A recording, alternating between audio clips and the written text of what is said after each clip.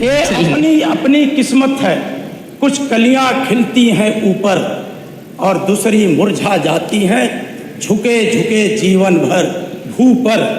लेकिन माना बदकिस्मत है, क्या वे महक नहीं सकती हैं? अगर मिले अवसर तो क्या वे अंगारे से दहक नहीं सकती है? एक मिनट मेरी बात सुन लें संसदीय कार्य मंत्री जी। ये मानवर अब तो तय समय का ये उल्लंघन है पीठ का, पीठ का आदेश का उल्लंघन है मानवर। आपके ही एक साथी पूजा जी को बोल रहा है, मौका दे रहा हूँ। हाँ 2-4 मिनट उनको बोलता है, रिपीट ना करें। जो बात आपने बोली फिर वही रिपीट करेंगे तो फिर गलत बात है। ये विषय तात्कालिक नहीं है मानवर। मेरा देखिए माननीय अध्यक्ष जी ने भी कहा कि विषय ले लिया क्योंकि माननीय मंत्री जी राजी थे, लेकिन एक बार रिपीट करें, उदाहरण दिया है ना, बार उसको रिपीटिशन ना हो। एक ही चीज को चार बार हर चीज को रोज यही बात। मैं 1-2 लाइन से बस अपनी बात समाप्त करना चाहती हूँ मान्यवर, कि गुरूर इतना कि सच की आवाज दबा दी जाए। मान्यवर अभी इस तरह से जो वाकया हुआ उसी पे ये है कि गुरूर इतना कि सच की आवाज दबा दिया जाए, कुर्सी को तख्त समझ के जनता को भुला दिया जाए। अहंकार के शीशे में खुद को खुदा समझ बैठे हैं लोग।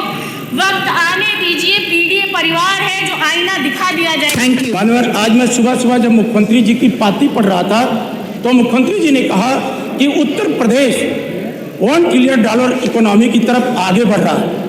महोदया, $1 ट्रिलियन इकोनॉमी में क्या युवाओं का कुछ हक है कि नहीं है? अस्थायी नौकरी के दरवाजे खुलेंगे कि नहीं खुलेंगे? क्या आवश्यकता है कि आप आउटसोर्सिंग निगम बनाने की आपको जरूरत पड़ गई?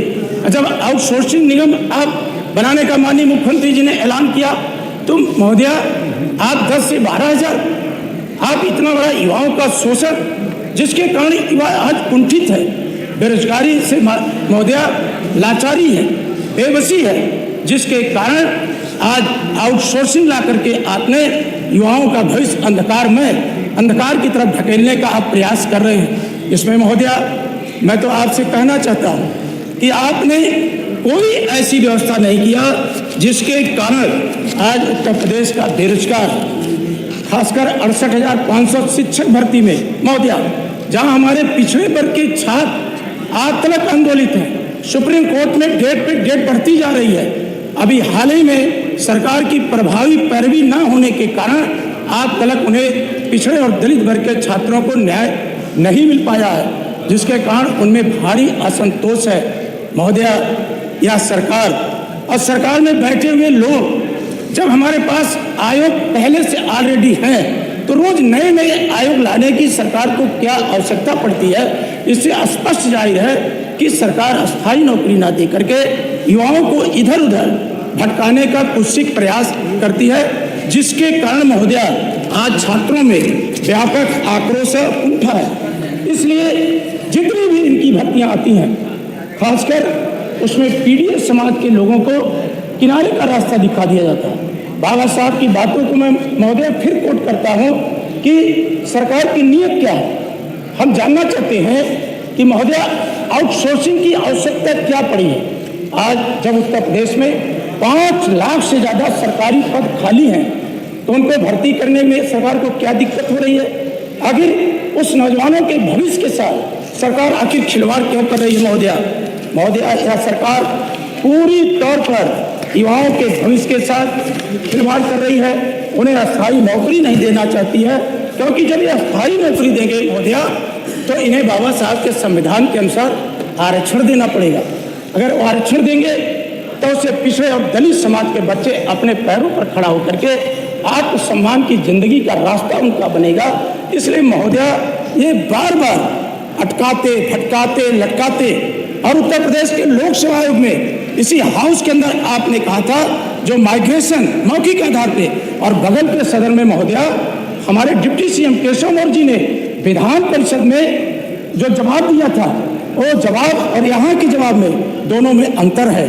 आपने जो जब उत्तर दिया, उन्होंने कहा कि नहीं 40% पे खुली स्पर्धा है, जो पिछड़े वर्ग के लड़के जनरल की अंक ला करके वो हरता रखते हैं उन्हें अवसर दिया जाएगा, लेकिन आप उन्हें अवसर नहीं दे रहे, जिसके कारण आज पिछड़े और दलित वर्ग के छात्र आपकी सरकार में वैसे तो सारा युवा वर्ग आपसे दुखी है, और आज मुख्यमंत्री जी ने कहा कि हम 25 लाख लोगों को हम नई ट्रेनिंग देंगे। जब आपके पास बीएड प्रशिक्षित नौजवान है, बेटियां हैं, युवक हैं, आपके पास एलटी किए हुए लोग हैं, आपके पास बी फार्मा किए लोग हैं, आपके पास डी फार्मा किए लोग हैं, आपके पास बीटेक एमटेक लोग हैं, पीएचडी की डिग्री धारक लोग हैं, तो आप नई नई चीज़ों में युवाओं को उलझाने का प्रयास क्यों रखते हैं? इसलिए महोदया, मेरा सरकार पर सीधा आरोप है कि यह सरकार अस्थायी नौकरी के दरवाजे ना खोल करके पिछड़े और दलितों को कंपनियों के हवाले करना चाहती है, जिसके कारण आज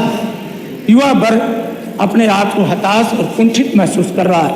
महोदया, जिस तरीके से आरक्षण पर खिलवाड़ हो रहा है, उस पर कोई कल्पना नहीं कर सकता था कि विकसित उत्तर प्रदेश माना जाएगा जब हमारे पिछड़े, दलित, आदिवासी, अल्पसंख्यक, मुसलमान भाई को बराबर का हक मिलेगा।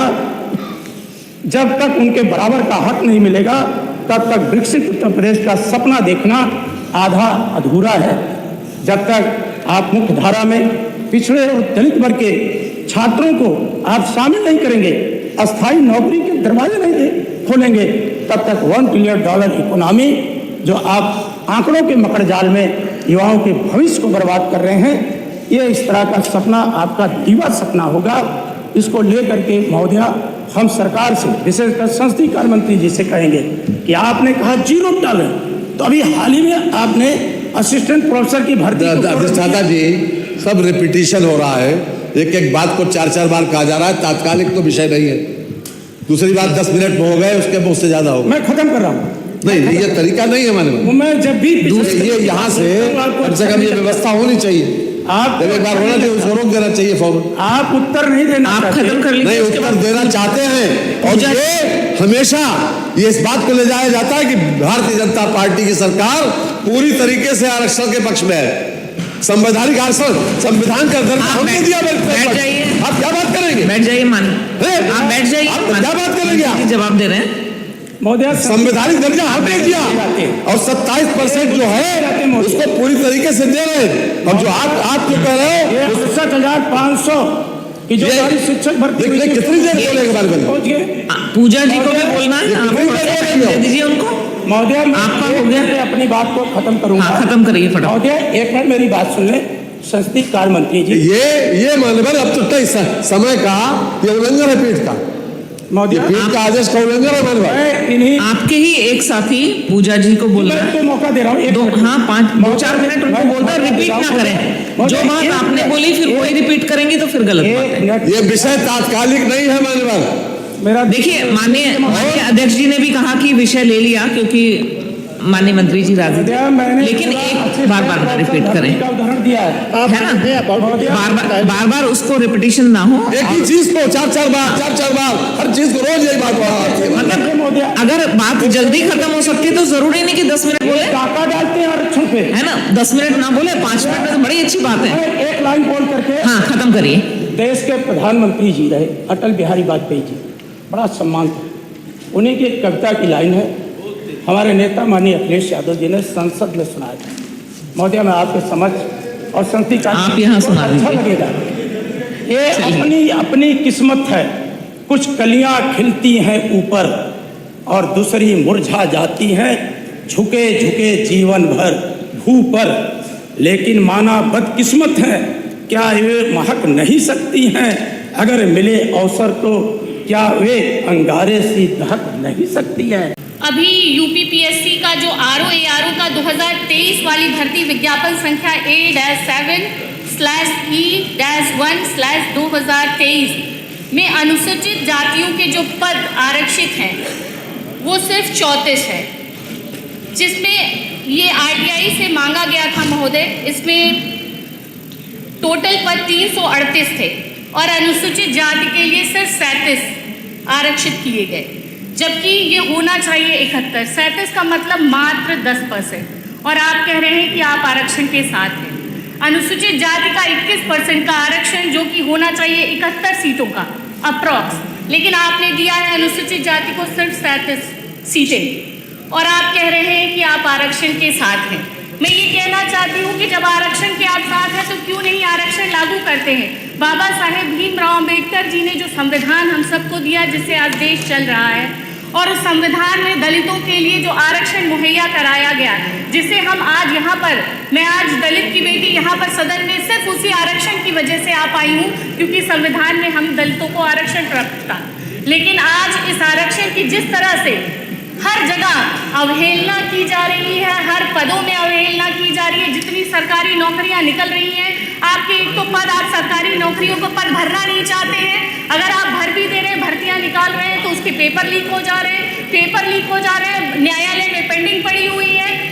ऐसी भर्तियों का क्या फायदा? इतनी सरकारी पद, अभी हमारे विधायक जी बोल रहे थे कि कितने लाख सरकारी पद अगर भर दिए जाए, सरकारी नौकरियां दे दी जाए, तो हम पिछड़े दलितों का भला हो जाएगा। लेकिन ये सरकार चाहती नहीं, इसलिए वो सरकारी नौकरियां देना नहीं चाहती, इसलिए पद नहीं निकालती।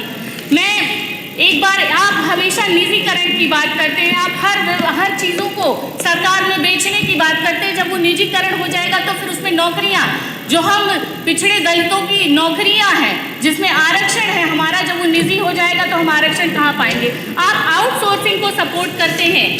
जिस तरह से आप आउटसोर्सिंग को सपोर्ट करते हैं, आप अगर हम कहते हैं कि आप रोजगार के लिए क्या कर रहे हैं, तो आप बताते हैं हम मेले लगा रहे हैं, रोजगार मेले। उन रोजगार मेलों में क्या हो रहा है? उन रोजगार मेलों में हो रहा है कि जो मूल कंपनियां हैं वो रिक्रूटमेंट ना करके आउटसोर्सिंग की कंपनियां वो लोगों को ले रही हैं, और उनको उनके अनुभव के अनुसार नहीं, बल्कि ना उनकी योग्यता के अनुसार ऐसे ऐसे पद उनको दिए जा रहे हैं। उसकी कोई कैटेगरी डिसाइड नहीं है कि कितने से कितना।